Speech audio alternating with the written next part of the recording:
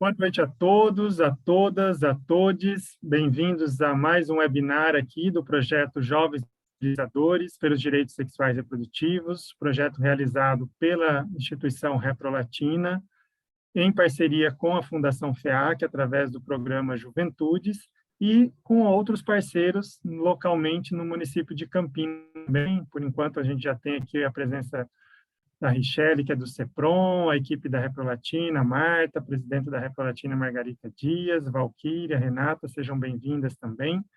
E hoje a gente vai trazer esse tema tão importante, né? Não só porque estamos no Setembro Amarelo, mas é uma temática que precisa de atenção, precisa ser discutida, né, a todo momento ao longo do ano, mas, né, ao mesmo tempo a campanha nos convida, né, nos chama a dar um destaque importante, né, sobre a questão do prevenção ao suicídio, né, e as ações de prevenção também.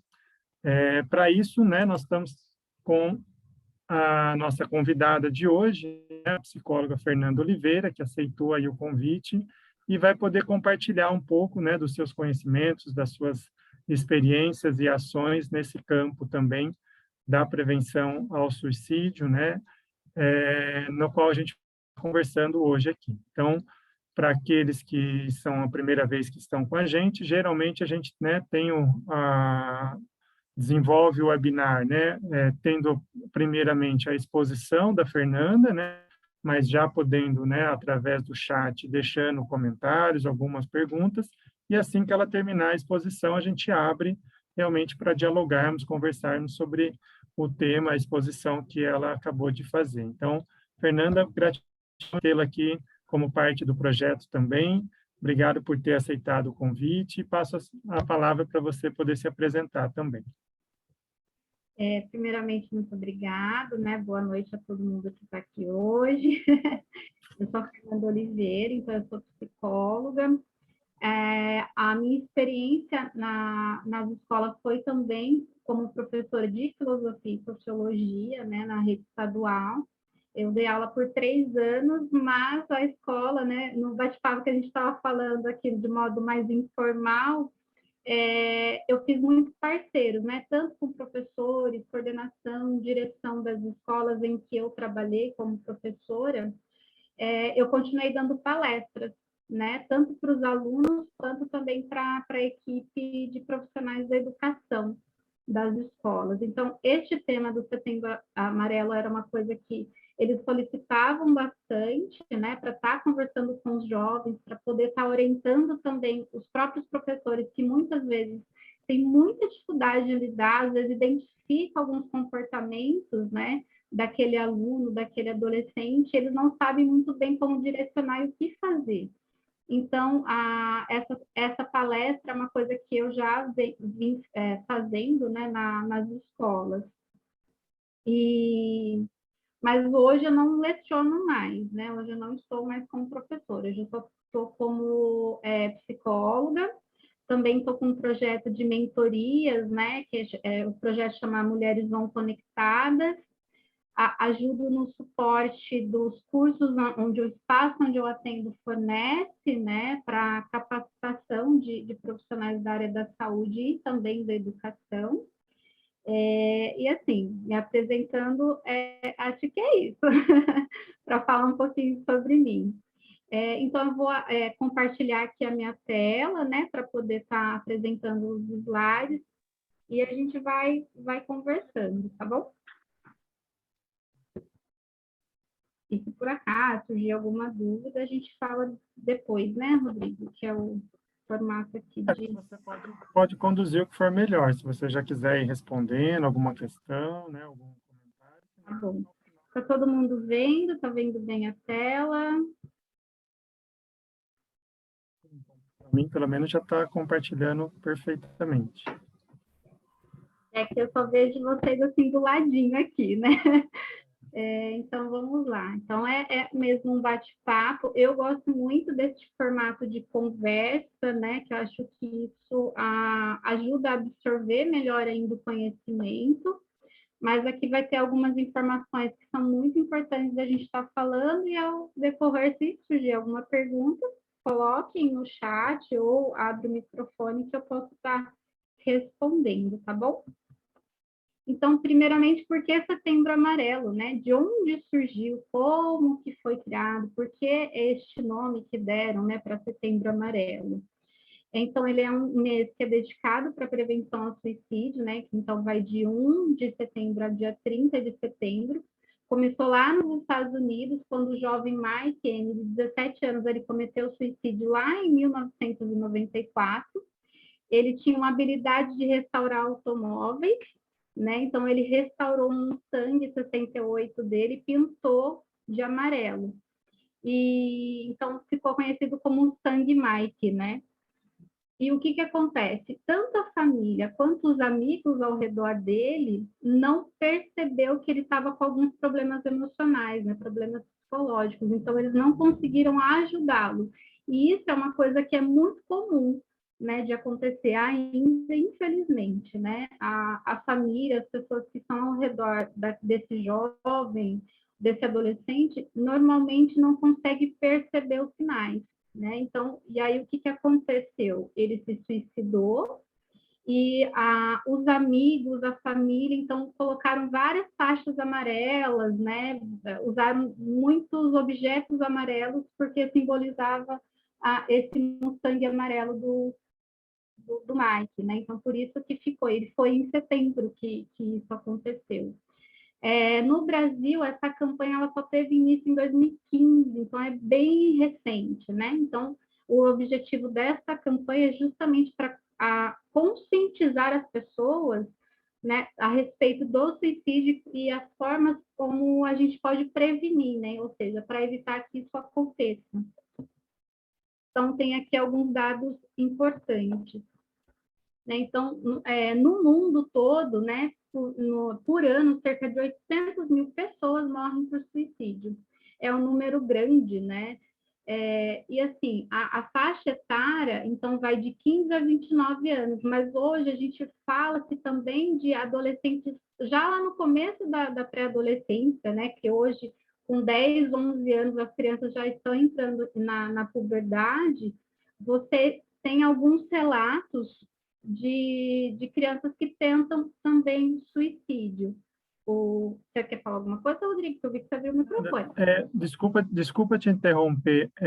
Tenta descompartilhar e compartilhar novamente, por favor, que agora esses últimos 2 slides, eles distorceram um pouco a tela, nós não estamos conseguindo... Eu achei que era só para mim aqui, mas agora já perguntei para o Alexandre, uma das nossas participantes também disse que ele perde o foco, assim, as letras. Ah lá, a Valquíria também achou que estava todo mundo achando que era as nossas conexões. Vamos ver se, às vezes, né, a tecnologia tem isso, não tem jeito.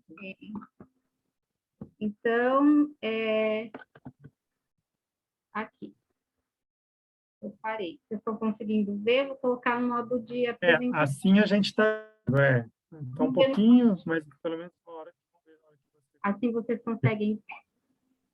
Então, é nesse momento que a gente já não consegue ver, ó, ela distorce a imagem. Voltou? Dá para ver a tela, normal?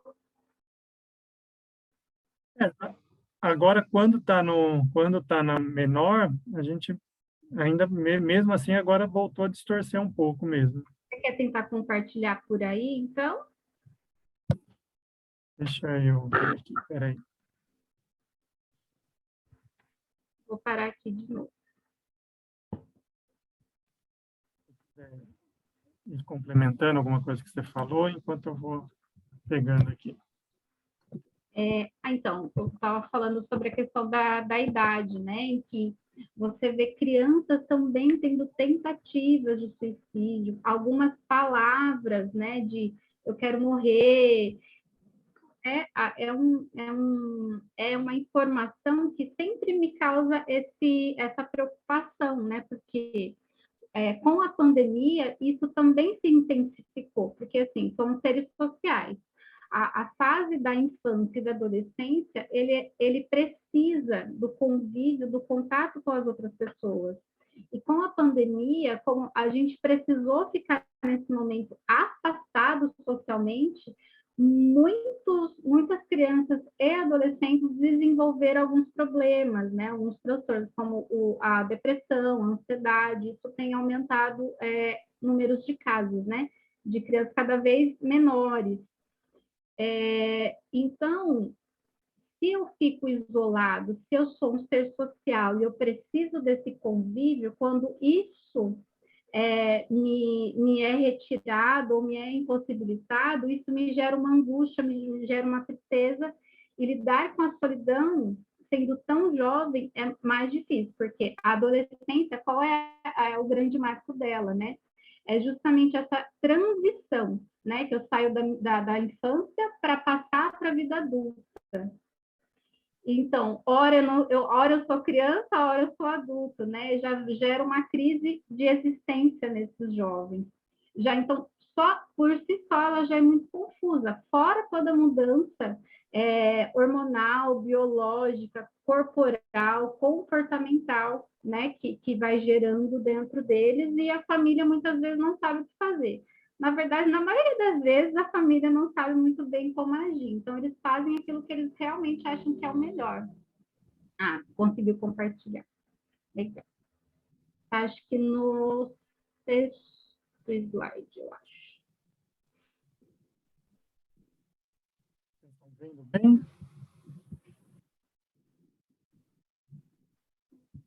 Está aparecendo bem para vocês ou está distorcendo também?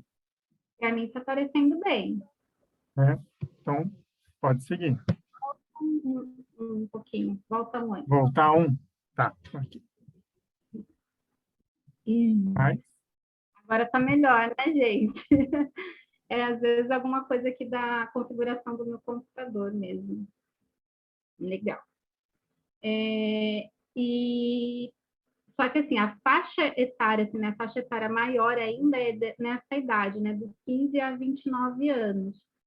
E o suicídio, ele é considerado como a quarta maior causa, né, de suicídio. Está aparecendo uma tela assim, cinza aqui para mim. Aí, tá aí. Obrigada. Acho que ainda tá. Saiu. Apareceu. Não, agora tá certo. É considerado como a quarta causa de morte, né? Depois de acidentes de trânsito, tuberculose e violência interpessoal, né? No Brasil, é falado que a cada 45 minutos uma pessoa tira a própria vida, né? Então, cerca de 32 brasileiros por dia, né? Cometem suicídio, né? Morrem por suicídio. E é uma taxa que é superior a mortes por câncer e AIDS. A maioria das pessoas que tiram a própria vida, normalmente, né, elas foram diagnosticadas com algum tipo de transtorno ou um adoecimento psíquico, né, mental, que estava relacionado, ou também a questão de abusos, né, de álcool e outras drogas. Pode passar, Rodrigo. Pode passar. Aí. Passa.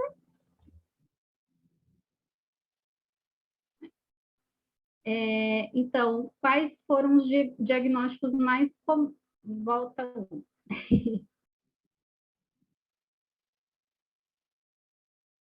um. Aí.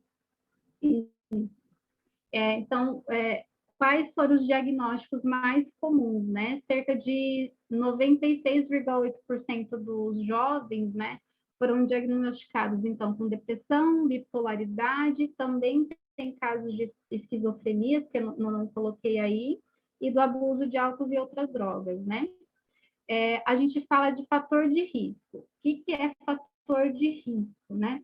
É tudo aquilo que põe em risco a saúde mental daquela pessoa, daquele jovem. Então, dentre eles, tem a questão do desemprego, a pandemia também se tornou um fator de risco, sensações de vergonha, principalmente entre adolescentes, né, jovens, a questão de traumas como abuso sexual, abandono, negligência, a violência física, isso também entra, a questão das desilusões amorosas.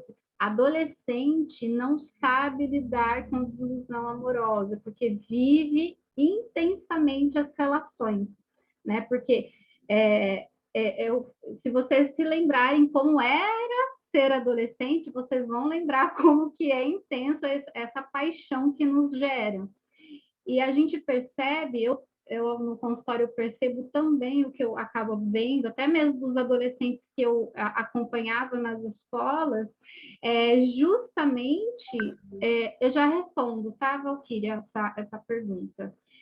Geralmente, o que acontece? Eles têm muita dificuldade de lidar com frustração, né? Então, a dificuldade de lidar com frustrações também é considerado como fator de risco. Ele pode ser tanto individual quanto social, mas a maioria é mais social, é mais coletiva. Porque se você olhar para todas essas informações que a gente está colocando aqui, né? Depois, Rodrigo, acho que seria legal se a gente conseguisse disponibilizar ou compartilhar aquele cartaz de vocês, que eu achei que ele tá mais detalhado, eu gostei bastante desse material. Está aqui comigo também, no celular, para poder estar explanando. Individual é quando a pessoa tem já um adoecimento, né? Mas há alguns estudos, algumas pesquisas que alguns tipos de transtornos, eles são gerados no coletivo, né, no social.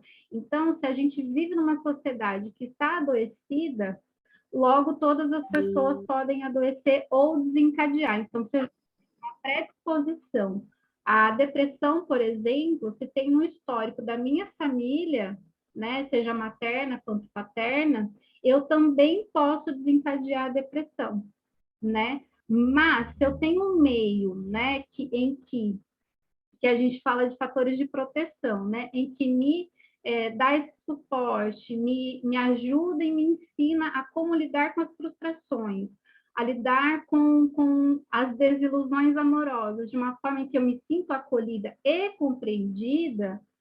Logo, pode ser que eu vou passar pela minha vida e não vou desenvolver nenhum tipo de transtorno, mesmo eu tendo predisposição. E a gente pode falar, como a questão do câncer, da diabetes, entre outras doenças que também são genéticas, né? Então, às vezes, o fator social, ele desencadeia algo que já pré-existe, né? Então, como eu falei lá atrás, né? Ser humano é um ser social. Nós não nascemos para ser sozinhos, a gente precisa do outro.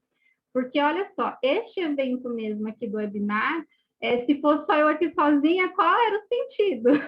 Então, eu preciso de ter as outras pessoas para passar o meu conhecimento e compartilhar, né, aquilo que eu sei, junto com aquilo que vocês sabem, e a gente constrói um saber ainda mais amplo. Então, seres humanos, eles precisam de ter convívio e contato com outros seres humanos. Eu posso tanto ser aquele coletivo em que eu vou fortalecer, quanto aquele coletivo que eu vou adoecer. Aí vai depender muito de qual é o meio, qual é a realidade social da vida daquela pessoa, né? Se a gente for analisar essa questão do suicídio, às vezes a gente acha que só está em pessoas que têm uma situação de vulnerabilidade social. E não, a gente também vê que não mostra assim, exatamente nas estatísticas qual é a condição social, pelo menos nos dados que eu coletei aqui, tá? Não mostra exatamente. Fala, sim, também da questão da diferença de homens e de mulheres. Então, em países mais desenvolvidos, a taxa maior é de homens, subdesenvolvido, a taxa maior é de mulheres, né? Homens, mais para frente vai falar isso, mas eu já vou, já que a gente tocou nesse assunto, eu vou estar explanando aqui para vocês, né? Os homens, eles conseguem concretizar mais do que mulheres. Mulheres têm mais tentativas. Então, a questão social, aí eu não sei se pergunta para vocês, né? Nossa, mas por que homens conseguem, né? Eles concretizam mais do que mulheres? Porque nós vivemos uma sociedade machista em que o homem não pode expressar os sentimentos. Todo homem que expressa as emoções, os sentimentos mais vulneráveis, que é o medo e a tristeza, né? Que é esse sentimento que a gente fica mais frágil mesmo, mais sensível, eu sou considerado como mulher, né? Porque isso é coisa de mulher, não é coisa de homem. E isso ainda acontece. tem sido mudado a forma como as crianças são educadas, meninos e meninas podendo expressar mais os sentimentos, mas ainda existe algumas falas. Ai, para com isso, isso é frescura, né? Isso não é coisa de homem, não faz isso, né? Para que chorar? Chega. Então, são falas que vai reprimindo, e os homens, eles são mais reprimidos emocionalmente do que mulheres. Justamente porque o papel que é exigido, né, de homem e de mulher, é justamente esse. O homem, ele pode expressar a raiva, a força, a agressividade. A mulher pode expressar a sensibilidade e a vulnerabilidade. E quando, na verdade, nós somos esse ser complexo, que sentimos tudo isso ao mesmo tempo.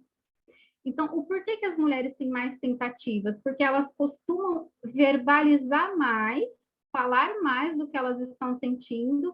Então, e a forma como as tentativas das mulheres, né, não são tão agressivas, não são tão violentas quanto as dos homens, né? Então, acaba se alguém da família, amigos, ela acaba conseguindo pedir ajuda. Os homens ainda têm muita dificuldade de pedir essa ajuda, né? Eu falei, olha, não estou bem, porque homem ainda tem essa figura, né? Eu preciso ser forte o tempo todo, né? Então, por isso que acaba acontecendo mais do que com mulheres. Não que não ocorra, né? As mulheres também se suicidam, mas é de formas diferentes. Também, esse dado sempre me assustou desde quando eu estudo sobre suicídio, né? Que 90% dos casos podem ser prevenidos. Então, aí, faixa de 9 a cada 10 casos. E aí, o porquê que tem tanta dificuldade? Por quê? A questão do suicídio, da vontade de morrer, da depressão, ela ainda é vista como algo que é só frescura, ou é que é falta de algo.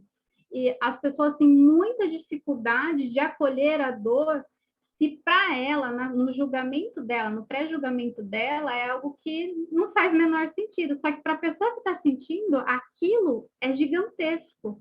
É a mesma coisa, se um adolescente fala para mim, eu quero morrer porque o meu namorado terminou comigo, porque eu não sei viver sem ele, a minha vida está dependendo dele.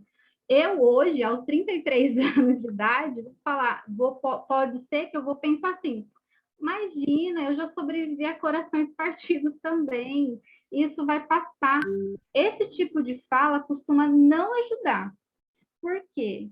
É como se você não compreendesse a dor que ele está sentindo. E se eu não consigo compreender aquela dor, logo eu não vou mais confiar você, as minhas emoções, e talvez você não vai ser a pessoa que eu vou pedir ajuda. Né? Falar assim, nossa, essa pessoa eu posso contar porque eu sou compreendida, né? Pode ser que para mim aquilo realmente é algo que é passageiro, mas para ele não é. Naquele momento, a gente precisa lembrar como foi lá na nossa adolescência, quando a gente viveu as paixões, o quanto que, quando a gente se apaixonou e a pessoa nos traiu, nos abandonou, o quanto a gente sofreu. Não dá para eu acessar essa emoção dentro da minha realidade atual. Eu preciso me conectar com essa dor também, porque assim isso me aproxima do outro, me faz com que eu me conecte de verdade, né? A pessoa se sente acolhida e compreendida na dor. Por mais que ser humano gosta de julgar, né? É uma coisa difícil, principalmente para os adultos, né? Nós adultos às vezes temos essa dificuldade de exercer essa sensibilidade e lembrar como era, né, lá na nossa adolescência. Pode passar, Rodrigo, slide. Então, é a mesma coisa. Eu, enquanto adulta, se eu estou passando por uma questão de um problema no meu relacionamento e alguém me fala frases em que eu vou me sentir julgada, eu não vou conseguir mais me expressar para aquela pessoa porque eu sinto que ela não me entende. E o ser humano, ele precisa se sentir acolhido e compreendido e respeitado na dor dele. Porque a partir do momento que eu não me sinto assim, eu vou me reprimindo. a gente fala assim, tem aquelas emoções que a gente explode, ou seja, a gente joga ela para fora, a gente extravasa, e as emoções que a gente implode, né? E a implosão, ela faz o efeito que seria de fora, mas para dentro. Então, se eu estouro para dentro, imagina uma bomba que explode dentro de você. O que acontece internamente? Vai minando toda a minha energia de vida, né? Eu vou ficando mais apático, mais desanimado, mais triste, mais melancólico. Eu vou me afastar das pessoas, né? À minha volta. Eu não vou conseguir trabalhar, estudar como eu fazia antes, né? Então, se eu não consigo verbalizar e também ter esse acolhimento, eu cheguei a ver um artigo que fala sobre a questão de profissionais da saúde, quando chega uma pessoa, né, que teve essa tentativa de suicídio, a forma como às vezes a equipe de saúde acolhe aquilo só agrava o estado clínico da pessoa, né, daquele jovem, né? Justamente por isso, a forma como a gente escuta e a forma como a gente acolhe justamente faz toda a diferença. Todos esses adolescentes, esses jovens, esses adultos que tentaram, até mesmo aqueles que infelizmente conseguiram, né, tirar a própria vida, em algum momento ele tentou pedir ajuda, só que as pessoas ao entorno não levou isso em consideração, porque se fala que 90% dos casos de suicídio podem ser evitados, então aí a gente se pergunta, nossa, mas é uma porcentagem muito alta. O que está faltando? É justamente isso, essa sensibilidade, essa empatia para com a dor do outro. Lembrando que não tem como eu sentir como o outro sente, mas eu posso sentir junto, né? Aí tem alguns dados, né, que eu estava falando sobre a questão, né, dos homens e mulheres, então tem de 12,6 para cada 100 mil homens, né, em comparação com 5,4, né, por cada 100 mil mulheres que acabam morrendo devido ao suicídio. Entre os homens, em países de alta renda, é maior o número, e as mulheres de baixa renda, né, em países de baixa renda. Porque o homem, qual é a construção social, né, do papel masculino?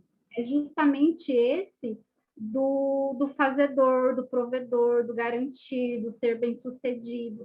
Ainda é colocada essa imagem para ele, né? É como se fosse uma obrigação. Se eu não fazer isso, eu não sou homem o suficiente. É essa mensagem por trás dessas falas, né? Que homem tem mesmo que ganhar muito dinheiro, homem tem que ostentar os bens materiais. Porque o lado afetivo foi lá rejeitado, negado e reprimido lá na infância desse homem, né? Então, quando um homem, por exemplo, vamos supor, um empresário, ele perde todo o dinheiro dele, todos os bens materiais, ele entra num sofrimento profundo, porque ele se sente fracassado, ele se sente um nada praticamente. E aí, o que acontece? Se eu me sinto um fracasso, se eu me sinto um nada, então eu não sirvo para nada. Qual é o sentido da minha vida? Nós precisamos sentir que a gente tem um propósito, um porquê de estarmos vivos. A partir do momento que a pessoa perde o sentido da vida, ela deixa de querer viver. Por outro lado, não é que a pessoa queira morrer, não é isso. É que aquele sofrimento é tão intenso e tão profundo que eu quero acabar com aquilo. E o único jeito que às vezes passa pela mente da pessoa é que aquilo só vai acabar quando ela morrer, né? Então, pessoas que se suicidam, não é que elas querem realmente morrer, elas querem mesmo matar aquela dor que ela está sentindo, porque a dor não é só do sofrimento dela, é também das pessoas que ela tentou conversar e não soube ouvi-la, das pessoas que ela tentou pedir ajuda e não conseguiram ajudá-la, né? Então, a dor da solidão e do abandono também potencializa já aquele sofrimento que aquela pessoa está vivendo. No caso de adolescentes, além da questão dos transtornos, né, a parte do abuso de álcool e drogas, ele está sendo cada vez crescente. E o que essas substâncias causam na nossa mente? É justamente essa depressão, né? Você também vai criando essa dependência dessa substância para sentir aquela pseudo-alegria momentânea, né? E ela passa. E quando ela passa, você tem que ficar com você, com todos os seus sentimentos de rejeição, de inadequação, de desvalorização, né? E aí eu vou usar cada vez mais e mais.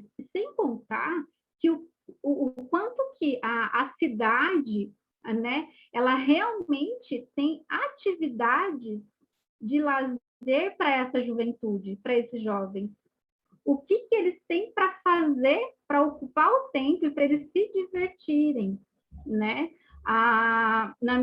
Quando eu sempre falo na minha época de escola, eu me sinto muito velha, mas tudo bem. O que a gente tinha, o que me salvou, inclusive, porque eu venho de uma família em que tinha muita violência doméstica. E o que me salvou foi justamente o teatro, a música, a dança, a arte.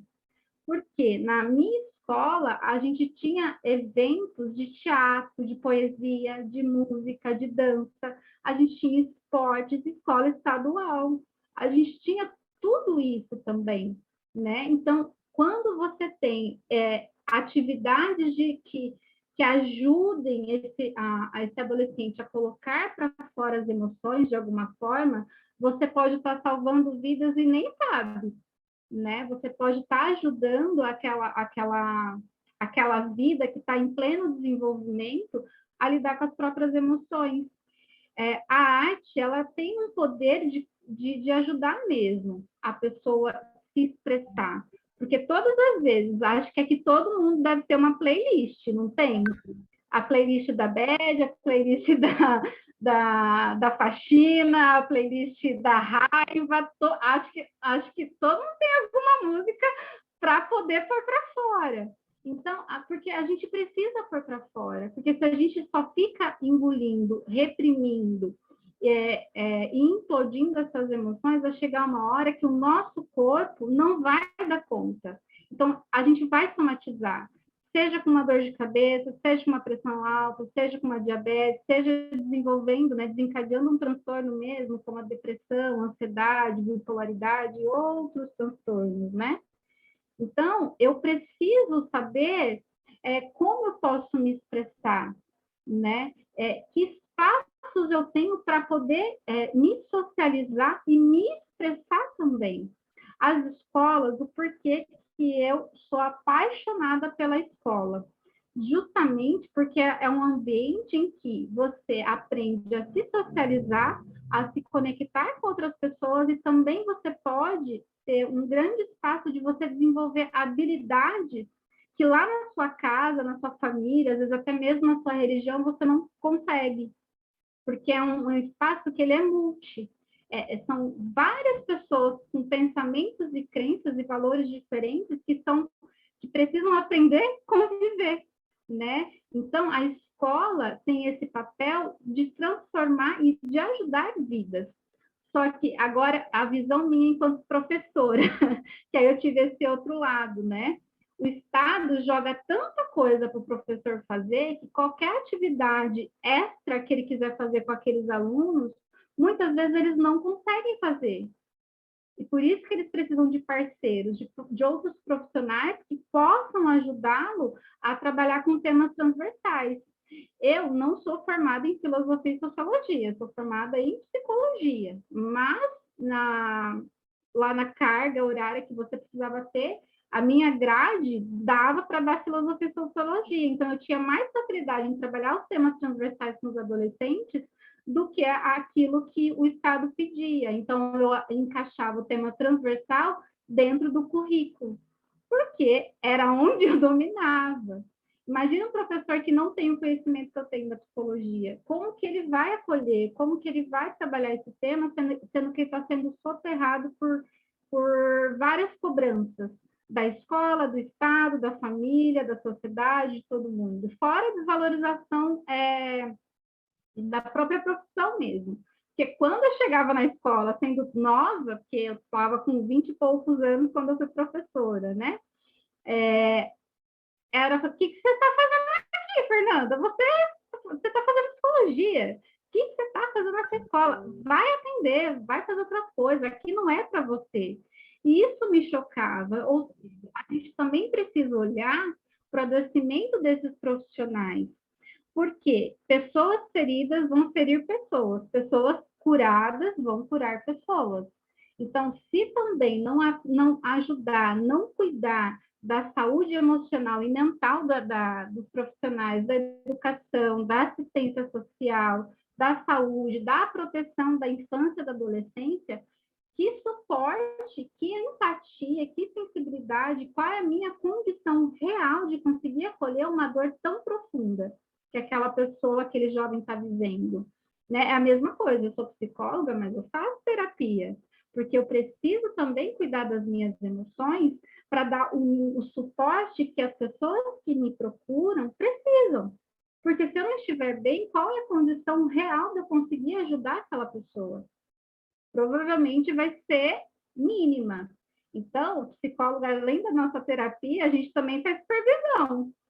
Por quê? É um outro profissional com um olhar mais ampliado, que é um olhar de fora, que te ajuda a olhar em torno. Quando a gente fala dessa questão das escolas, é justamente isso. Quando vem um profissional de fora, por isso que sempre quando as escolas me solicitam, fala, você dá uma palestra sobre abuso de álcool para os adolescentes, sobre a questão, na época que estava na narguilé, né, no auge, eu fiz a palestra falando sobre a questão da nicotina, do cigarro, da narguilé. Justamente, eu sempre vou, porque a escola está defasada em vários sentidos, inclusive de pessoas realmente preparadas para poder orientar essa equipe profissional e também os alunos. Muitas vezes, a família destes alunos não tem mesmo condição nenhuma de poder compreender, de poder entender o que aquele adolescente está vivendo. Então, a escola também é uma responsável, né? Porque daí é praticamente a segunda instituição social que ela é inserida. Primeiro é a família, depois a escola, aí depois tem as religiões, né? As igrejas, enfim, os templos que ela vai frequentar. Os profissionais, eles também precisam ser acolhidos, porque senão eles não vão conseguir dar suporte nenhum para esse jovem, né? E se você quiser passar, Rodrigo, pode passar. Gente, se vocês quiserem perguntar, fazer alguma coisa aqui, pode estar mandando. Aí fala sobre a questão, né, do suicídio no mundo, né? Então, as taxas de suicídio, né, que é a Organização Mundial da Saúde, que é a OMS, né, na África fala que de 11,2 por 100 mil, né? E na Europa de 10,5 por 100 mil, no Sudeste Asiático 10,2 por 100 mil, eram maiores que a média global, né, que é de 9 por 100 mil em 2019. Então, antes da pandemia, esse dado, né? Pós-pandemia, provavelmente deve ter aumentado isso. E a taxa mais baixa é na região do Mediterrâneo Oriental, né, que é de cerca de 6,4 por 100 mil habitantes. Pode passar. Acho que é o vídeo.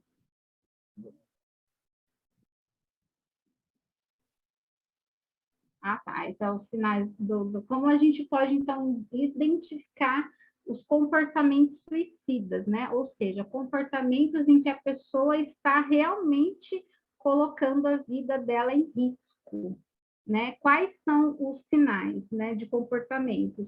Eu falei já um pouco sobre a questão do... Se você quiser passar, pode passar, tá, Rodrigo? Eu vou falando aqui. A questão dele começar a se afastar do convívio, né, com os amigos, com a família, ele ficar recluso. No caso dos meninos e meninas também, hoje, elas ficam muito jogando jogos online, então se afasta de todo o contato, interação presencial com as pessoas, vai perdendo interesse por atividades que antes elas gostavam, como visitar algum amigo, conversar com algumas pessoas, jogar bola, jogar vôlei, fazer a academia. ler livros, ouvir músicas, e ele vai se afastando dessas atividades gradativamente, às vezes do nada, assim. E aí, o que acontece? Quando ele começa a se afastar de tudo isso, a família costuma pensar assim, isso é coisa da adolescência, isso é só uma fase passa. E, na verdade, pode ser que é um sinal de que algo não está indo bem. Né? Então, o abandono do convívio social, né, das amizades, começa a faltar o interesse por os estudos, trabalhos, e aí ele vai tendo um comprometimento com as responsabilidades diárias dele, não só com os estudos, mas também com as funções dele na casa, né, com a família, dos deveres. Às vezes, se é algum jovem que está inserido em alguma religião, ele tem, às vezes, alguma função ali, ele deixa de querer ir, não vai mais. A questão do desequilíbrio emocional. Por que é tão difícil os pais, normalmente, a escola identificar que isso não vai bem? Porque está irritado, que é coisa da adolescência, é fase. Agressividade é a mesma coisa, agitado é a mesma coisa. Só que, assim, tem coisas que realmente são inerentes à adolescência, mas a permanência desses sinais, desses sintomas e o aumento da intensidade pode ser, sim, um sinal que algo não está bem. Ninguém fica irritado, agressivo, agitado assim à toa, né? Nós não somos quem somos, nós não reagimos como reagimos à toa, né? Tem algo que pode estar acontecendo. A questão do abuso do álcool, por exemplo, que o álcool é uma das drogas que são mais facilitadas para os adolescentes. Por quê? Como é uma droga mais lícita, né? Ou seja, é alguma substância que é mais permitida em todos os churrascos, tem alguém que está bebendo, em todos os eventos sociais, na maioria deles tem o álcool ali. Muitas vezes a própria família oferece a bebida até para criança. Eu tenho um filho de 10 anos. Quantas brigas eu já tive porque um adulto foi lá e falou: mas é só experimentar, só pôr na boca. Gente, não, é álcool.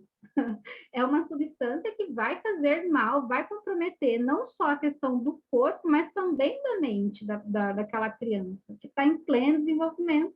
Não está formado. Então, qualquer substância que eu colocar ali pode afetar a cognição e também essa parte emocional, que é tudo aqui, né? O nosso corpo inteiro funciona através da nossa mente, né? Então, se o nosso cérebro não está saudável, se ele está sendo injetado com muitas substâncias, que aí a gente não vai falar sobre isso hoje, né?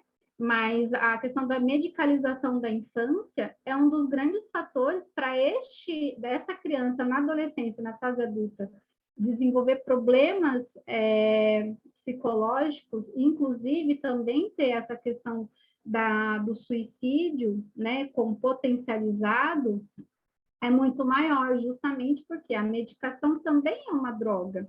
Porque droga nada mais é toda substância que causa uma alteração no nosso sistema nervoso.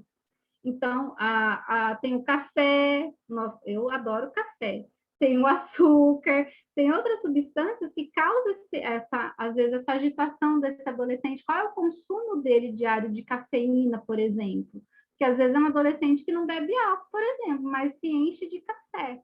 Né? Então, o que está acontecendo com ele? A questão do não cumprimento das regras,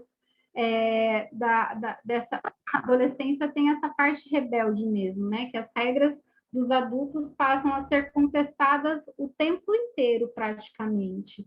Mas, se ainda assim eu não tenho uma responsabilidade, por exemplo, eu vou sair com os meus amigos, todo mundo vai beber, alguém vai dirigir. Eles vão realmente pedir para alguém que não está bebendo dirigir ou não? O quanto que ele vai se pôr em risco nessa situação ou não?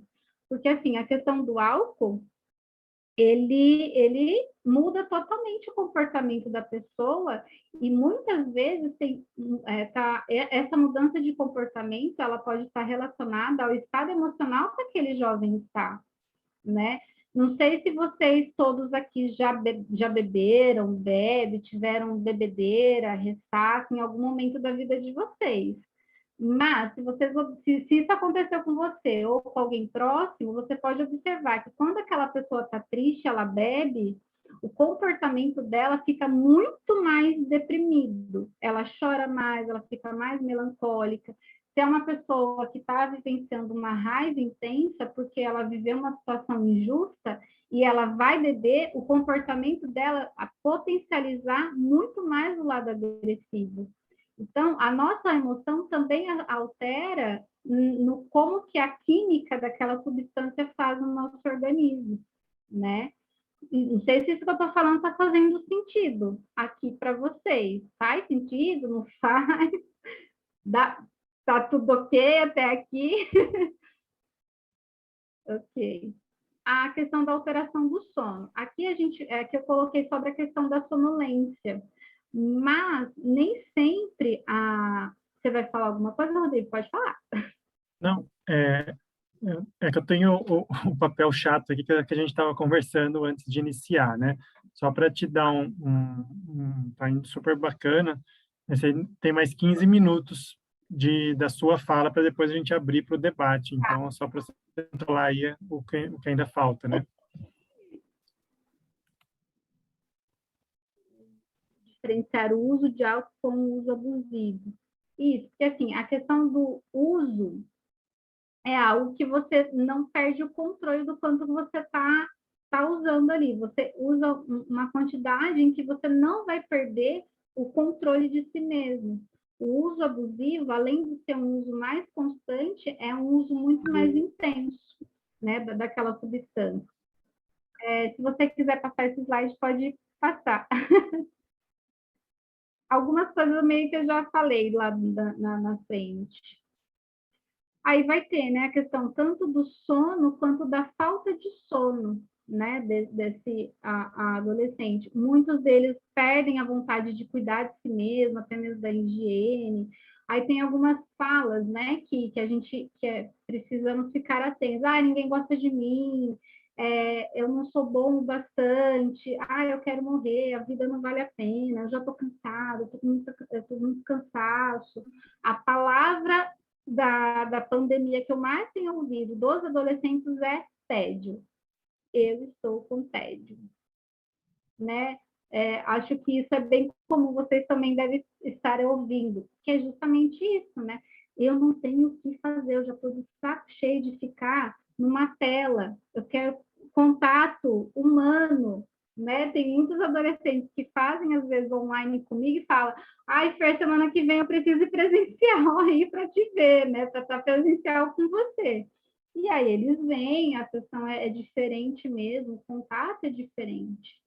A questão da procura por sexo também aumenta, né? Então, tem atitudes, comportamentos, às vezes, mais promíscuos, né? Então, sem preocupação com prevenção de ISTs, nem nada. Então, são comportamentos de risco, né? E aí também tem aquele sinal, de repente, do nada, ele está bravo com todo mundo, mas daqui a pouco já quer pedir perdão para todo mundo, pedir desculpa para todo mundo, fazer as pazes.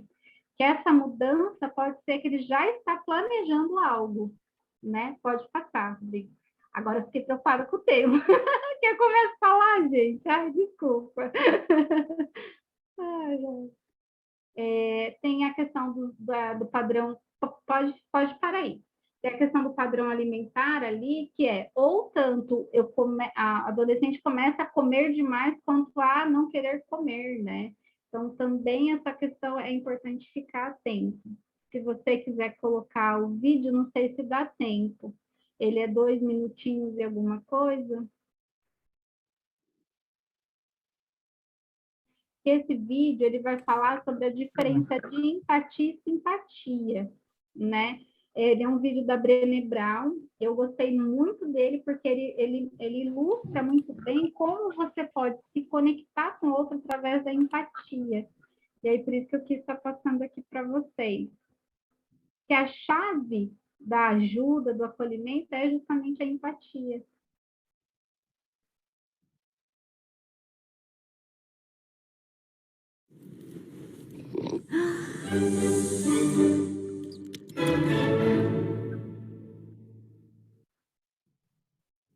So what is empathy, and why is it very different than sympathy? Empathy fuels connection. Sympathy drives disconnection. Empathy, it's very interesting. Teresa Wiseman is a nursing scholar who studied professions, very diverse professions where empathy is relevant, and came up with 4 qualities of empathy. Perspective taking, the ability to take the perspective of another person or recognize their perspective as their truth. Staying out of judgment, not easy when you enjoy it as much as most of us do. Recognizing emotion in other people and then communicating that. Empathy is feeling with people. And to me, I always think of empathy as this kind of sacred space when someone's kind of in a deep hole and they shout out from the bottom and they say, I'm stuck, it's dark, I'm overwhelmed. And then we look and we say, hey, you climb down. I know what it's like down here, and you're not alone. Sympathy is, ooh, it's bad, no, you want a sandwich? Empathy is a choice, and it's a vulnerable choice, because in order to connect with you, I have to connect with something in myself that knows that feeling. Rarely, if ever, does an empathic response begin with "at least." And we do it all the time, because you know what? Someone just shared something with us that's incredibly painful, and we're trying to silver lining it. I don't think that's a verb, but I'm using it as one. We're trying to put the silver lining around it. So, I had a miscarriage. Oh, at least you know you can get pregnant. I think my marriage is falling apart. At least you have a marriage. John's getting kicked out of school. At least Sarah is an A student. But one of the things we do sometimes in the face of very difficult conversations is we try to make things better. If I share something with you that's very difficult, I'd rather you say, I don't even know what to say right now, I'm just so glad you told me. Because the truth is, rarely can a response make something better. What makes something better is connection.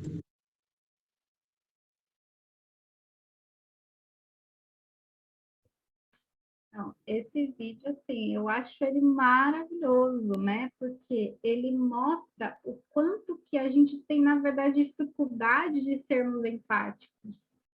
Porque quando alguém apresenta a dor dele, a gente quer melhorar, a gente quer amenizar. Porque, na maioria das vezes, se aquela dor conecta, acessa a minha dor, eu também não sei lidar com a minha. E aí, por isso que, às vezes, é tão difícil a gente ouvir e acolher. A gente quer buscar logo saídas, tipo, querer tirar a pessoa daquela angústia. O filme Divertidamente, quando a tristeza ela é colocada para fora, a alegria e as outras emoções podem ter espaço. Às vezes a gente não precisa falar nada. Às vezes só do fato de você estar ali, se mostrar presente para aquela pessoa, falar assim, olha, eu realmente não sei o que te falar, mas eu estou aqui com você, conta comigo, faz toda a diferença.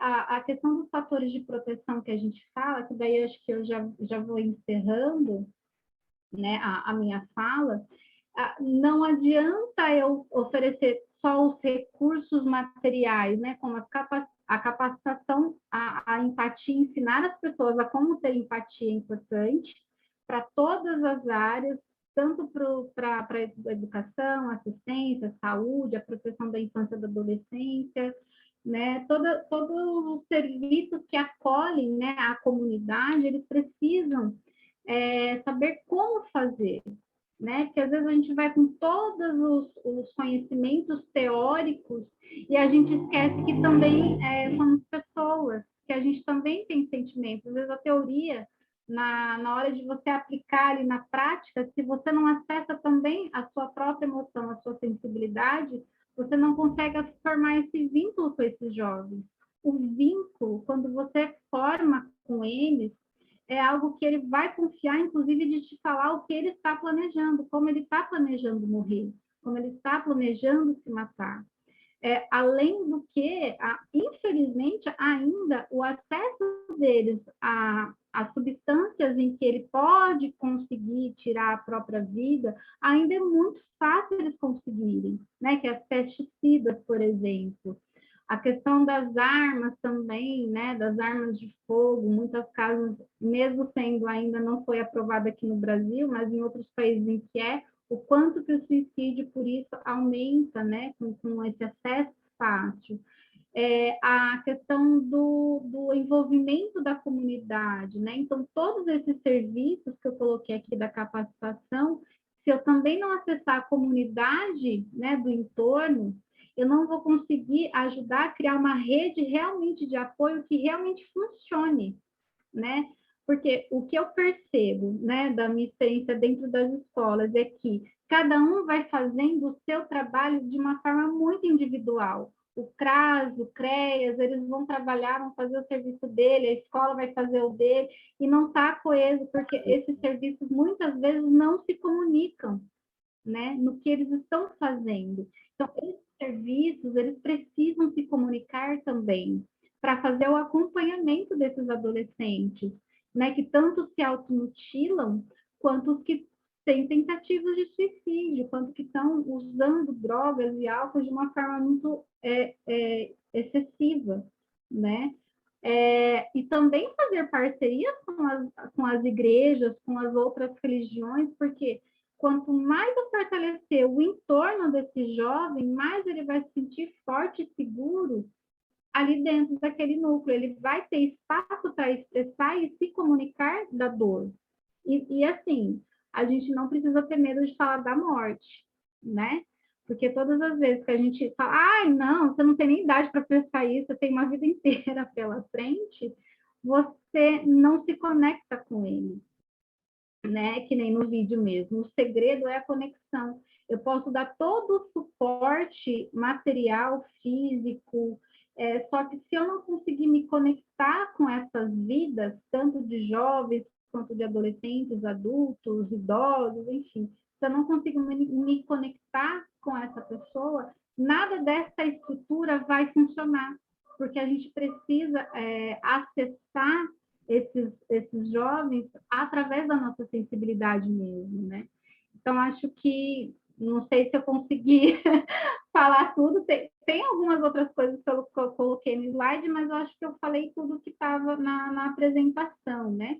E é óbvio, né? Tem que buscar suporte, né? Tanto psicológico quanto médico, tem a CVV, só que ainda a CVV não consegue dar conta, tem às vezes algumas falhas, né? Não consegue dar esse acolhimento para aquele adolescente, ou não consegue dar o suporte para a família.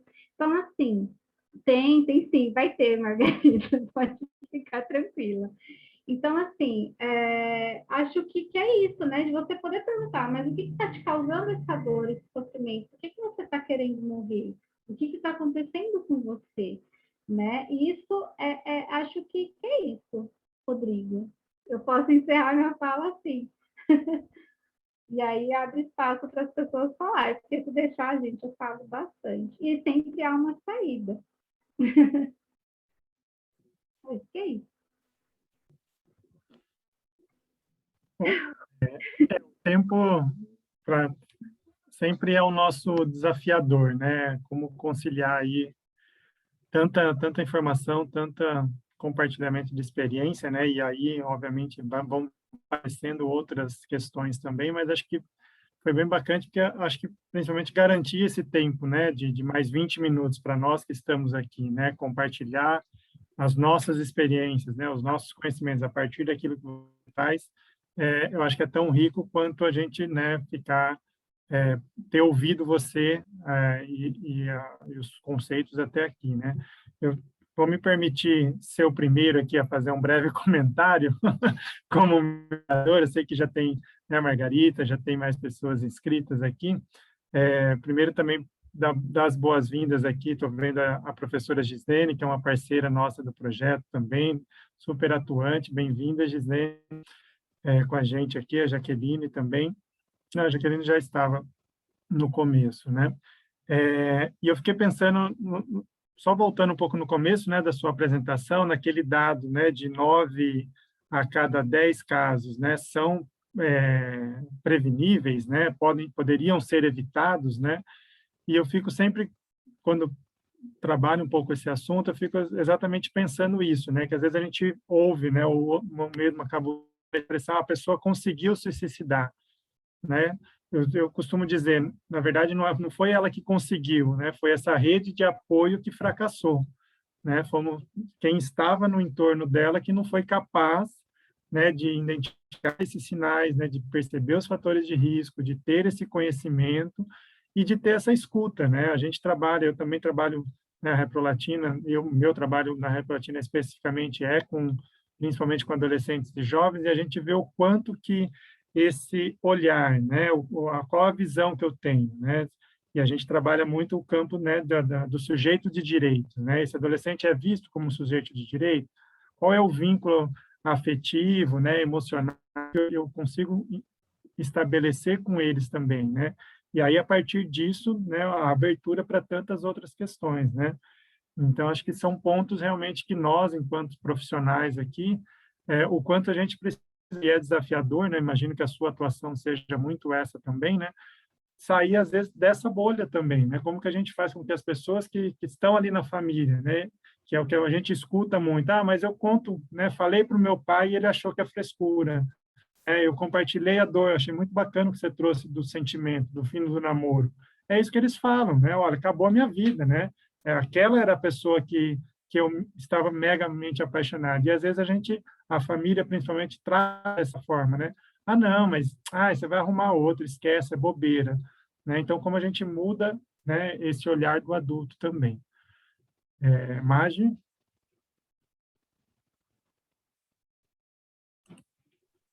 Ai, obrigada.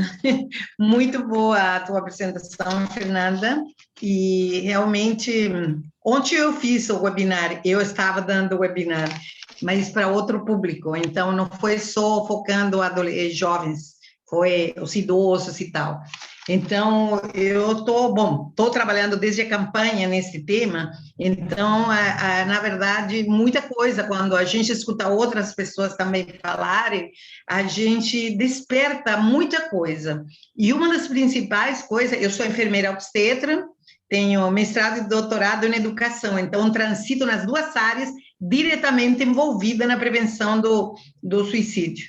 Então, acho que assim, apesar de que o suicídio ele é considerado um problema de saúde pública, a gente vê que ainda não é tratado dessa maneira.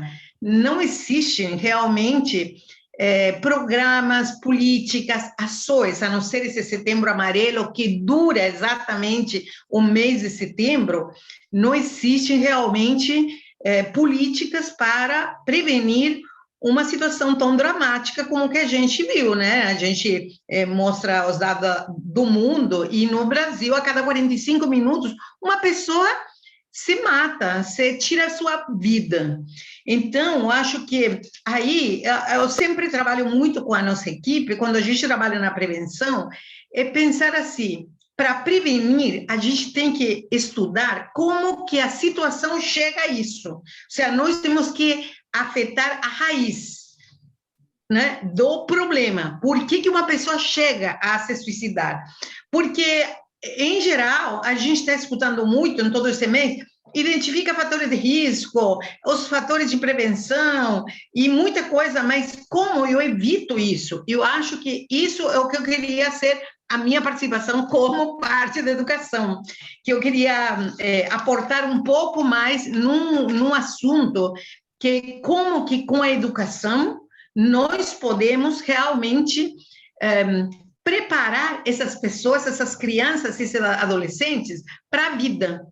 E aí entra o que nós estamos fazendo dentro da Reprolatina, que é a educação integral em sexualidade, que muitas vezes está contra, as pessoas estão contra, porque falam, vocês querem falar de sexo, vocês vão falar de gênero, vão falar de diversidade sexual. Sim, vamos falar também, mas um dos principais objetivos da educação integral em sexualidade é o desenvolvimento de habilidades e competências socioemocionais das crianças e adolescentes. Ou seja, são competências como a gente também, como são chamadas também, competências para a vida. Então, dentro dessas competências, se as crianças e adolescentes aprendem, digamos assim, praticamente a gente seleciona como em 3 grandes itens, né? Que são as habilidades interpessoais, que são todas as habilidades de comunicação. Você mencionou muito agora, e foi ótimo esse vídeo, amei, queria ter ele para mim também, se você compartilha, seria ótimo, porque as pessoas precisam aprender, né? Assertividade, né? Precisam aprender essa empatia, como você colocou, mas essa não é uma coisa inata, é uma habilidade que você pode desenvolver, você pode aprender. Então, eu acho que todo esse eixo dentro das habilidades de comunicação, de relacionamentos interpessoais, esse é uma parte. A outra, que é muito importante, que eu acho que é uma das mais importantes, que as pessoas não aprendem, nem criança, nem adolescente, e, logicamente, chega na vida adulta e estamos vendo o que estamos vendo. A gente liga a televisão, uma mulher foi morta pelo marido, hoje mataram outras 2 aqui em Campinas, briga de bar, tira uma arma e mata. Então, isso chama controle de emoções. Então, o controle de emoções, ele não é ensinado. Eles não é ensinado. Então, as pessoas não aprendem como manejar a raiva, o ciúme, como manejar os conflitos que existem entre as pessoas. Então, essa parte se pode ensinar através da educação. E isso, para mim, é a autêntica prevenção, porque com isso você realmente vai prevenir que uma pessoa chegue a uma situação de não saber manejar essa tristeza enorme quando perdeu o namorado, terminou o namorado. Você pode ter tristeza, você pode ter ciúme, mas você tem que aprender como manejar para isso não te fazer mal. E também poder identificar, e aí vem a terceira parte que a gente ensina, que é a parte cognitiva, de conhecimentos. As pessoas não sabem quando você não consegue lidar com uma situação, você tem que buscar ajuda profissional, senão não existiriam psicólogos, psiquiatras e tal. E aí entra toda a parte da sociedade que põe livros de autoajuda, mensagem. Não, você vai sair dessa, imagina. Hoje está triste, amanhã vira a página. Tem gente que não vira a página. E tem gente que a página ela vira tirando sua vida. E esse é o ponto. Quando a gente fala em como acontecem todas essas... São comportamentos suicidas, porque tem a ideação suicida, a ideia, a tentativa de suicídio e o suicídio propriamente tal. São 3 partes, né? E aí a gente diz, as pessoas têm que ter essa informação. E as pessoas, como o Rodrigo bem falou, né? A rede de apoio, poder identificar se uma pessoa não está sabendo manejar esse tipo de situações, ela tem que procurar ajuda, e todas as pessoas que estão em torno têm que dizer, olha, assim como quando você tem diabetes, você vai no médico, hipertensão, o médico trata, também quando você tem dificuldade para lidar com uma perda, com um síndrome pós-traumático, que está muito associado ao suicídio, né? Depois de um assalto, de uma violação, enfim, isso... Se a pessoa não é capaz, ou a pessoa passou por isso e ninguém teve a ideia de referi-la para fazer um acompanhamento psicológico, essa pessoa pode chegar, realmente acontecer o que eu explico quando eu explico, acontece um desequilíbrio, né? É um desequilíbrio entre todos esses meus fatores de risco, tudo isso que eu não sei, e meus fatores de proteção. Então, quando acontece esse desequilíbrio, pronto, eu estou absolutamente vulnerável para eu ter essa ideação suicida, comportamento e até fazer o suicídio. Então, a minha fala, desculpa, eu também falo bastante, Rodrigo, eu sei que temos pouco tempo, mas eu queria muito advogar, porque você fala muito de prevenção de suicídio, sem falar na educação integral em sexualidade. Só para finalizar, infelizmente, a gente está vivendo num tempo sombrio, onde nós estamos completando 100 anos de Paulo Freire, que ele traz educação libertadora, crítica, porque o pensamento crítico é uma das habilidades socioemocionais. Essa é uma das questões.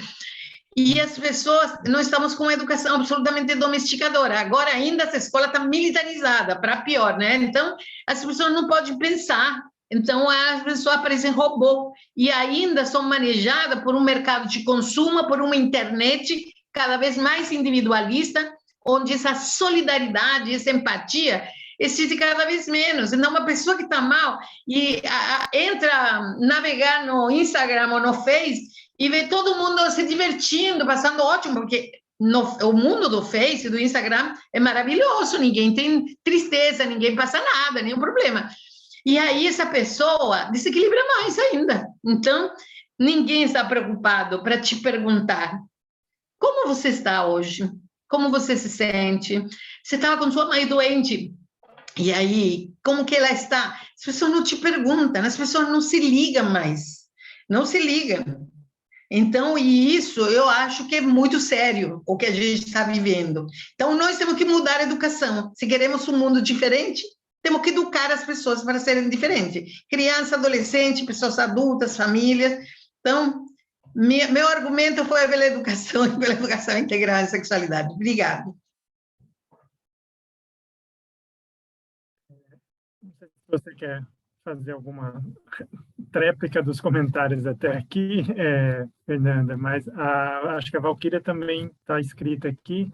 Ela até tinha deixado uma pergunta, mas aí ela, né, falou que depois, na hora que a gente abrisse o debate, ela... Então, Valquíria, se você quiser abrir o microfone, fazer seu comentário também, acho que aí depois a gente volta para mais uma conclusão aí da Fernanda. Boa noite. Boa noite. Bom, muito obrigada pelo espaço, né, de troca. Eu sou educadora social, né, de formação pedagoga e estudante de serviço social. Ouvindo, né, eu quando vi sobre, eu falei, vou entrar com certeza. A gente se sente bastante perdido, assim, né, mês passado a gente trabalhou Agosto Lilás, e aí por trabalhar um pouco essa coisa da curta-metragem, a gente desenvolveu um vídeo para compartilhar com as famílias, e agora no setembro a gente está fazendo outro, né, e é um assunto, assim, que a gente tenta, né, não deixar que ele seja um tabu, mas é um assunto que a gente tem, sim, dificuldade de falar, porque a gente não sabe o caminho, né? E sabe que também não pode deixar de falar. Então, no ano de 2019, quando a gente percebeu na instituição que eu estava, que muitos adolescentes estavam falando sobre isso, a gente viu a necessidade, a gente pediu o apoio da rede. A gente fez um dia para falar de saúde mental, né? Os adolescentes se mobilizaram e a gente conseguiu um espaço que tivesse a saúde, a escola, tivesse vários envolvidos. E foi muito bacana o espaço, mas, assim, em menos de um mês, a gente perdeu uma adolescente para o suicídio na data de outubro, no dia que se comemora o Dia das Bruxas. A gente perdeu 3 adolescentes na cidade de Campinas, né? E foi muito pesado participar, ter que ir nos Amarais, ver 2 adolescentes que tiraram a vida, e eu fiquei assim, nossa, a gente não ficou parada, a gente tentou de alguma forma, mas aonde a gente errou, né? E essa foi uma adolescente que não dizia, né? E as que movimentavam e dizia que estavam, né? Estão me cortando, essas, assim, ainda hoje, né? Eu sei que existe um movimento desse, mas a que não dizia nada foi a que se matou, né, foi a que se suicidou. Então, eu vejo a necessidade de falar do assunto, vejo que falta, assim, uma rede de apoio, porque eu ainda tenho receio até hoje de chamar a saúde e saber como que a saúde vai trazer isso. A gente sabe que a assistência, né, como terceiro setor, fica ali tentando tapar alguns buracos, né, que a gente não consegue, e, assim, são coisas... assim, lógico, tudo, né, que elas estão compartilhando agrega, sim, mas na prática eu sinto, sim, uma falta imensa, né, de como abordar, de como falar desse assunto.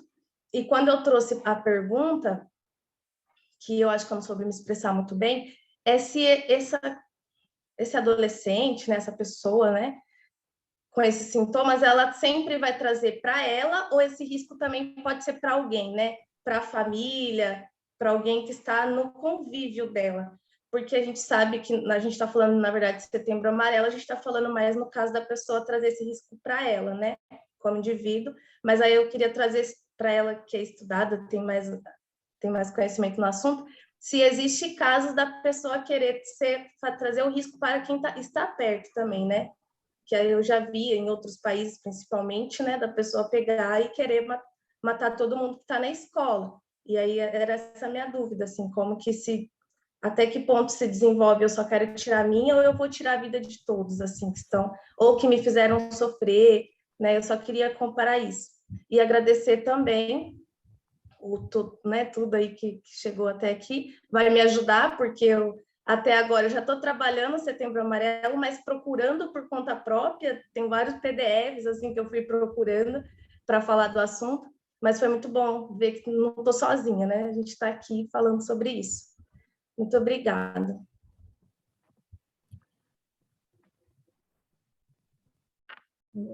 Bom, posso responder? Vai lá, faça as suas considerações também. Não, E realmente, resposta. para si, né? Eles também colocam a vida de outras pessoas em risco.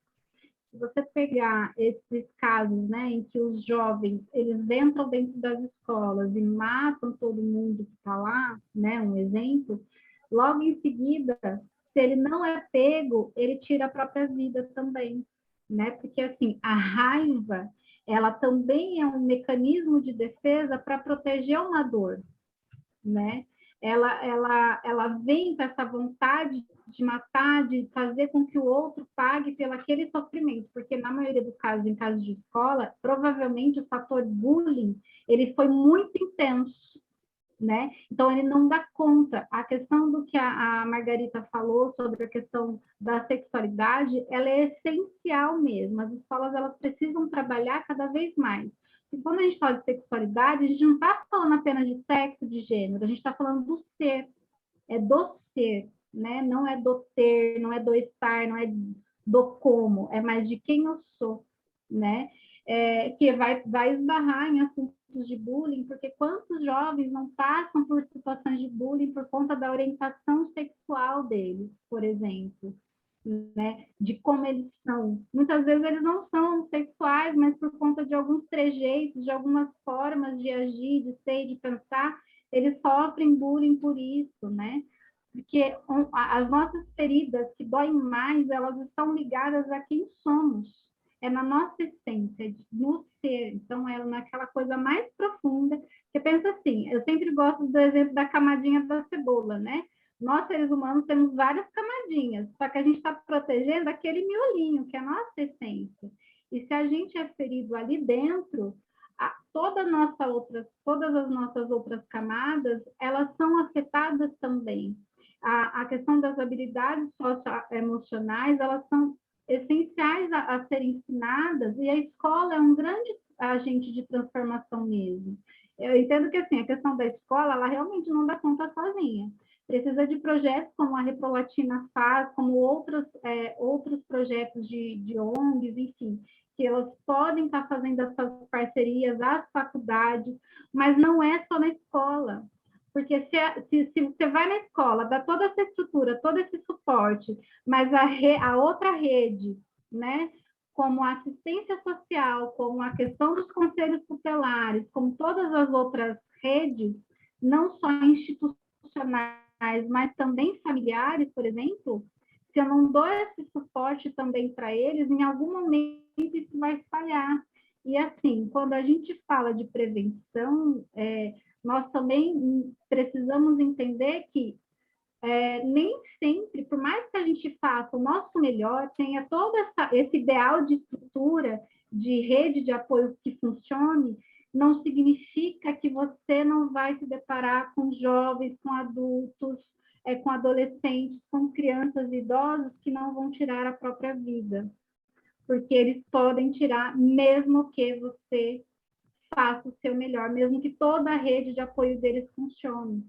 né? Lidar com isso, com a dor da nossa perda, de perder adolescentes, enfim, idosos pelo suicídio, principalmente, é uma das dores que a gente precisa também cuidar. Nós, enquanto profissionais, seja de qual área a gente for, nós também precisamos cuidar dessas nossas dores, das nossas feridas, porque senão nós vamos adoecer, e aí como que a gente vai ajudar as outras pessoas que ainda estão vivas, né? Que elas ainda precisam desse apoio, desse suporte, né? Não é porque eu sou psicóloga que eu falo que todo mundo tem que fazer terapia, não, né? Mas é porque realmente esse seu autoconhecimento te faz mais forte, te faz, quando o adolescente te fala da dor dele, por exemplo, te faz conseguir acolher, entender, sem você ficar mal com aquilo depois, levar essa dor daquele adolescente para sua casa e ficar ali ruminando aquela dor também. Porque são dores que às vezes é muito profundo aquele sentimento, né? Aquele sofrimento, e que às vezes você leva para você, é como se você fosse uma esponja. E não é bom a gente ficar com essas dores conosco. A gente precisa aprender a filtrar algumas coisas, e como a gente lida com isso, enquanto profissionais, enquanto pessoas, também é importante. O nosso autocuidado também é importante para dar esse suporte. Acho que a Margarita quer falar também, que ela levantou a mãozinha. Que eu estava pensando que a Valquíria, uma das perguntas que ela tinha, se a vulnerabilidade, os fatores de risco eram só sociais, que eu vi no chat que ela tinha. E nesse momento eu tinha pensado dizer, nos estudos da OMS, o suicídio acontece em qualquer camada social, mas tem algumas situações, logicamente, que agravam. Por exemplo, a população LGBT que é vítima de homofobia tem muito mais chances de provocar toda essa desestabilização e cometer o suicídio. Mas isso acontece em classe alta, média, baixa, com educação, sem educação. O suicídio, ele não tem fronteiras e acontece no mundo todo, infelizmente. Então, essa é uma das questões, não é, que eu acho que é importante. E já aproveito para dizer, Valquíria, a gente desenvolveu vários materiais, mas eu acho que assim, a gente tem que falar do assunto, porque por muito tempo não se falou. O suicídio era considerado pecado pela igreja, e a igreja nem sequer dava a extrema unção para as pessoas que se suicidavam. Então, a igreja considerava pecadoras as pessoas que se suicidavam. E isso permanece até hoje. Então as pessoas não falam. Então, essa é uma primeira coisa, nós temos que falar e temos que informar. E eu acho que assim, se a gente consegue divulgar, por exemplo, que as pessoas identifiquem quem está com um comportamento de risco. Por exemplo, a OMS diz há 3 comportamentos que requerem ação imediata. Você não pode dizer se você quer ir consultar um psicólogo. Não. Você detectando isso, você tem que levar essa pessoa, não se separa dela e leva para isso. E esses comportamentos, esse que requer ação imediata, é quando você tem uma adolescente, uma jovem ou uma pessoa adulta que fala que quer morrer, que quer se matar. Esse é um mito quando diz, quem fala muito, na verdade, está querendo assustar. Não é. Quem fala que quer se matar é considerado um dos 3 comportamentos que requerem ação imediata. A segunda é as pessoas que procuram maneira de se matar, que entram nas páginas sociais quando os pais veem que eles estão buscando arma, pesticida, alguma maneira de se matar, é outro comportamento. E o terceiro comportamento, que a gente sempre brinca na Repolatina, que nós fazemos uma reunião uma vez por semana, mas é quando as pessoas falam que se sentem sem esperança. A desesperança é uma ação. Então, se vocês escrevem num papel de flip chart, se vocês escrevem num post e divulgam, é melhor mais pessoas consultando do que menos. Mas esses são 3 comportamentos que foram definidos neste ano 2021, né? Na OMS, que eu revisei todos os materiais. Então, acho que essa é uma questão, a gente tem que estar atento. A gente fez um diagnóstico de homofobia nas escolas em 11 capitais, e nos relataram vários casos, e um deles, uma professora, um pouco como você relatava, ela chorava quando relatava, porque foi histórica de uma crônica anunciada, uma menina que tomou soda cáustica e se matou porque ela era vítima de bullying homofóbico na escola. E ela foi anunciando, sabe, quando ela vai falando, e esse que era a dor dos professores, porque eles escutaram e eles não fizeram nada. Pode ser que igual teria se matado, que nem a Fernanda falou, não dá para evitar todas as questões, mas dá para prevenir. Velhos, Chile é o país que tem o índice mais alto de suicídio nesse momento, porque os idosos estão sendo abandonados pelos filhos. Eles, mesmo dentro de casa, ninguém dá bola, ninguém conversa, eles estão fora, muitas vezes, das redes sociais, ficam fora, desconectados do mundo. Isso é uma causa de suicídio, então temos que cuidar dos idosos. Isso.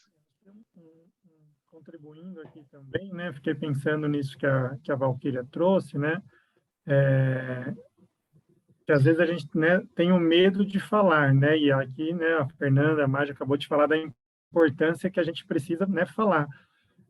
E ao mesmo tempo, Valquíria, acho que isso que você traz também é muito forte, né? Nós que estamos no terceiro setor, né, junto com a saúde, junto com a educação, o quanto que a gente precisa ter a rede mesmo juntos, né? Porque, assim, o fato de eu falar também não precisa ser que eu sou o detetor de todo saber. Por exemplo, eu sou educador, como você, né? Quer dizer, se eu perceber uma situação como essas que a Marge falou, não cabe a mim dar conta. O meu papel foi levantar o assunto, né? Identificar que há... Né? A gente acabou agora, 2 meses atrás, com os jovens que fazem parte do projeto, a gente fez um dos encontros, eu percebi exatamente isso, conversando com eles, eles trouxeram, não, né, já não aguento mais essa pandemia, né, é um tédio, já não tem mais esperança que a gente... E aí eu falei, opa, peraí, né, esse foi o meu ponto. Aí eu já acionei a equipe, falei, gente, preciso de um profissional da área, preciso de um psicólogo que vai dar o passo seguinte, agora já...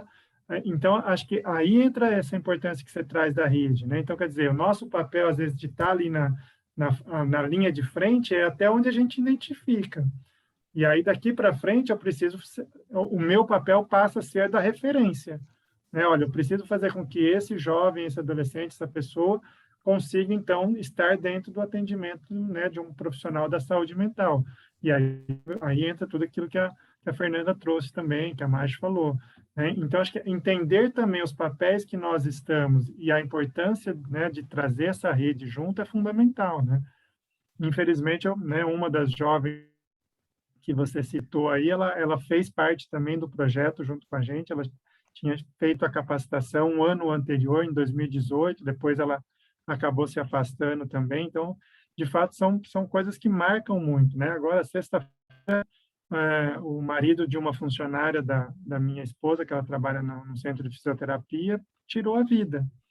Simplesmente, né, levou ela até o ponto de ônibus, deixou ela para vir trabalhar e aí ele cometeu o suicídio. Então, quer dizer, e ao mesmo tempo, né, era uma pessoa que ia para o tratamento, voltava, abandonava, tinha viés religioso muito forte de que isso é frescura, né, não precisava, só a religião bastava para a salvação. Então, e a gente escuta muito isso, né? A Fernanda é psicóloga, né?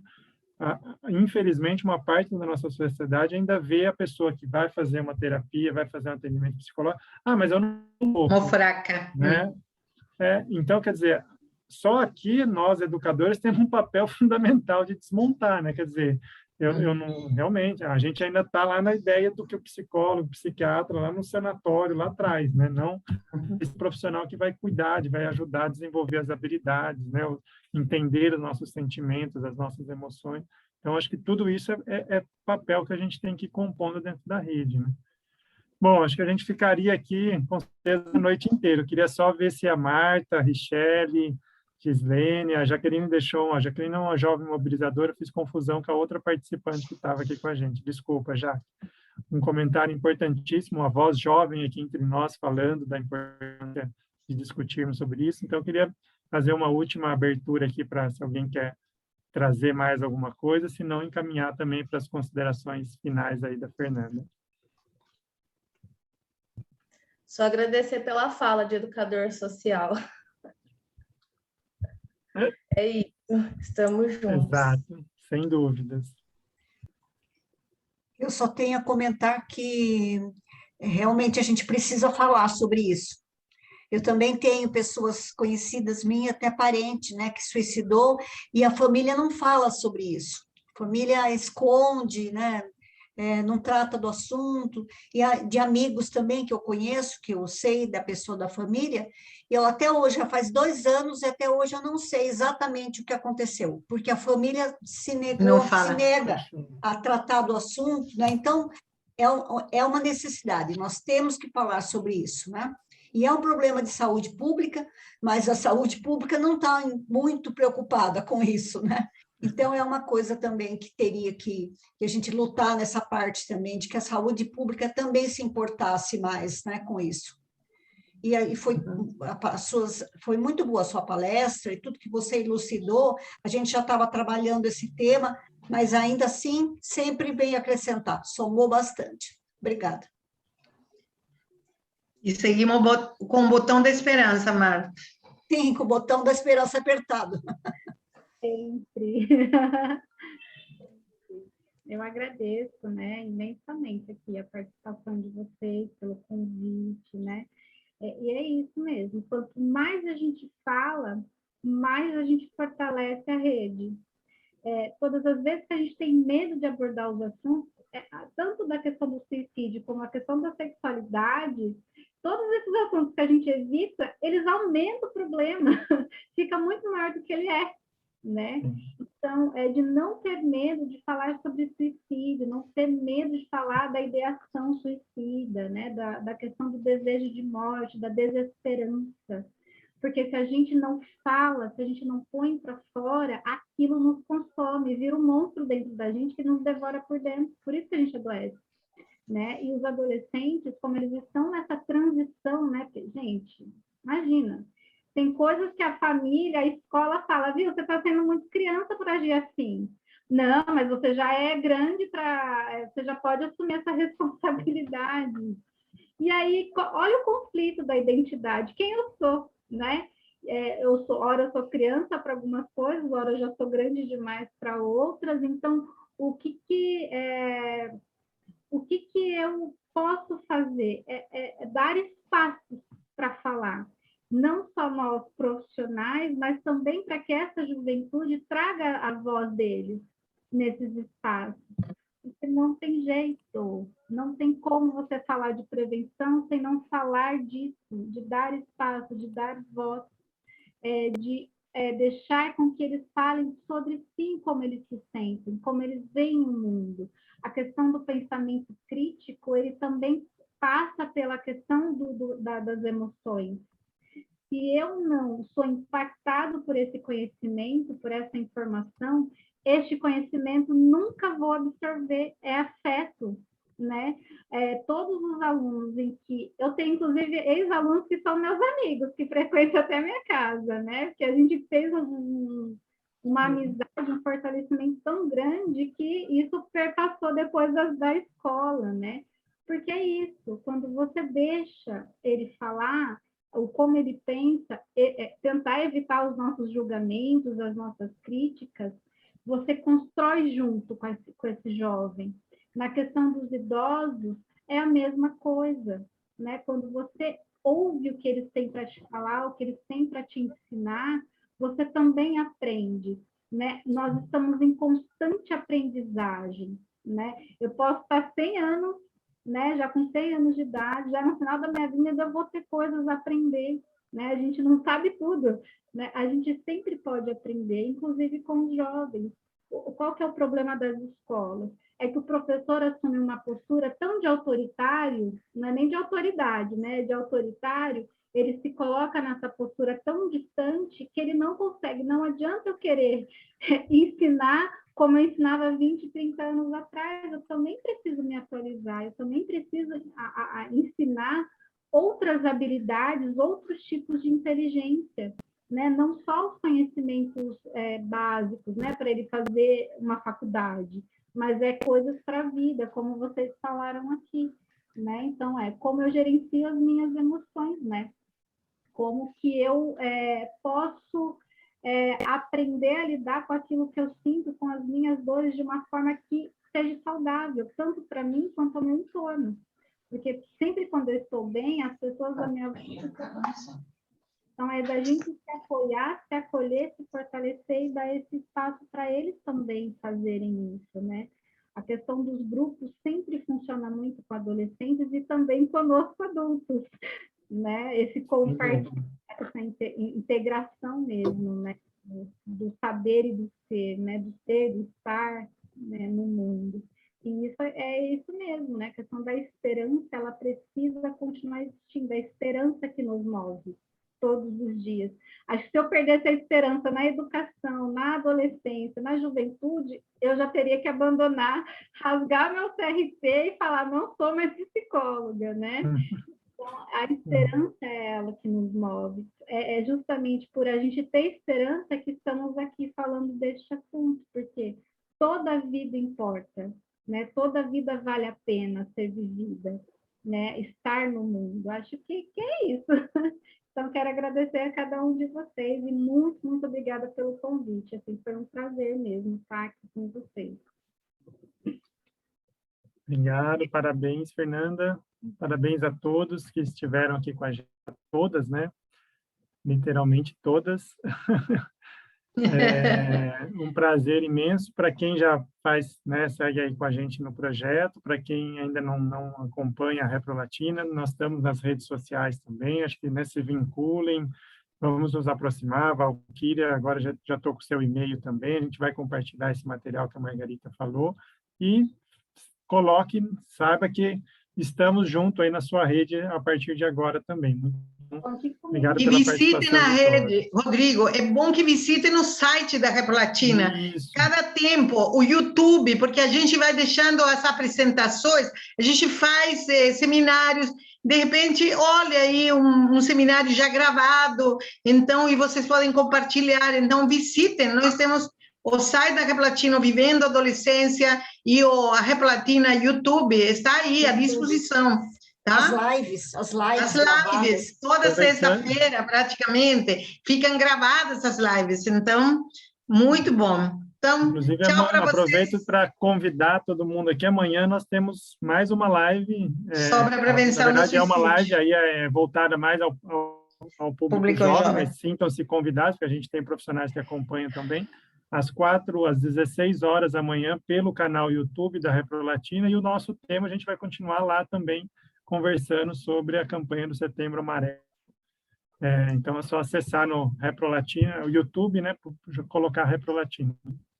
E para educadores, para jovens, divulguem. É só entrar e a gente, pelo chat, conversa.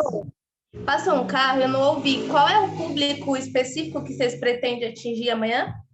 Todo mundo. A live, ela é voltada para o público jovem, mas como está na internet, o projeto também tem profissionais, educadores, pais, mães, é aberto para todos que estão assistindo. É que, como ela faz parte do projeto, né, então o webinar, geralmente, a gente traz mais, né, até mesmo uma linguagem, né, um pouco mais técnica para os profissionais, e as lives estão abertas para todo mundo, embora ela voltada um pouquinho mais para a participação de jovens. Mas participam muitos educadores também, pessoal da assistência social, sempre participa. Eu vou convidar os jovens, porque quando eu vi eu falei, será que eu posso chamar eles? Porque a gente está fazendo curta-metragem sobre o assunto, né? E aí eu queria que eles amanhã falando do assunto. E aí amanhã eu acho que vai ser legal. Vou pedir para eles entrarem. Amanhã. Vai ser bem bacana. Então amanhã eu vou estar com eles. Provavelmente. Nos vemos amanhã, então. Nos vemos amanhã, então. Tchau, abraço. Tchau para vocês. Abraço. Obrigada, Fernanda. Tchau. Obrigado, Alexandre, pelo apoio.